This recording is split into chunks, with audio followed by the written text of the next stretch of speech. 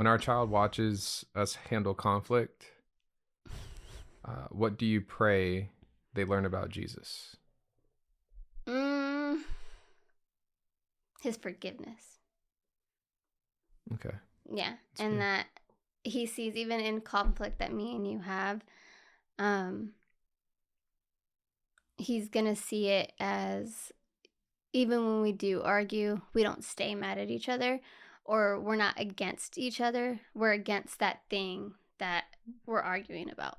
Hmm. Um, and just seeing the forgiveness in it and the patience and being able to understand it and know that, like, as he gets older too, that we explain, we were never always like this. It took us time and it took a lot of us in our word and us going to the Father for a lot of this stuff in order for it in order for you to see how it is that we are now when it comes to conflict or just things that we're struggling with in general.